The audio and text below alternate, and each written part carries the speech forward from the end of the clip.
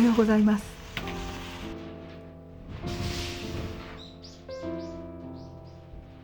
今日はまず皆様にお礼を申し上げたいと思います。誕生日のお祝いのメッセージをたくさんお寄せくださいまして、どうもありがとうございました。今年ばかりではありません。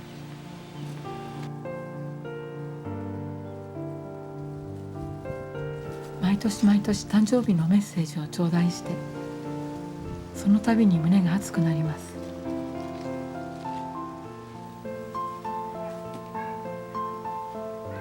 さあ今日もご飯と散歩とガーデニングをご一緒してくださいね。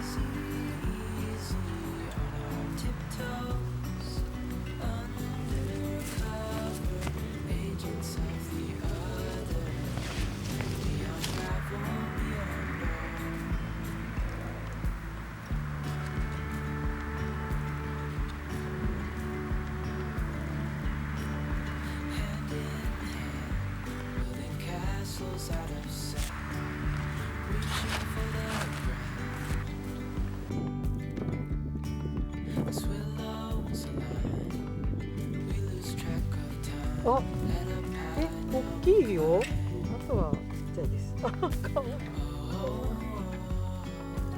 かわいいね。ちっちゃいけど大根の形してる。大根にはなってるよね。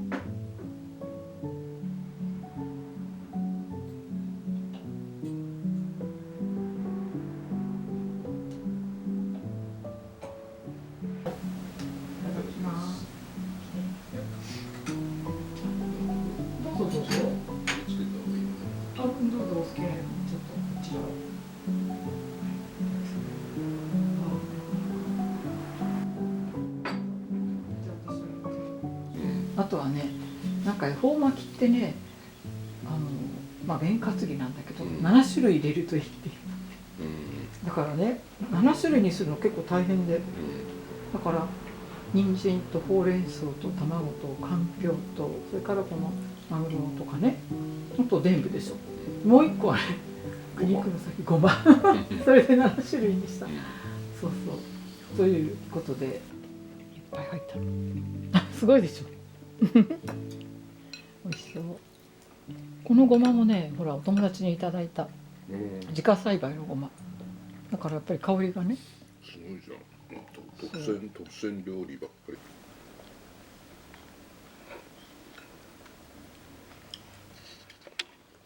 と、あとはね、何がいいかな。結構お肉を甘辛くしたのを入れたりもしてる。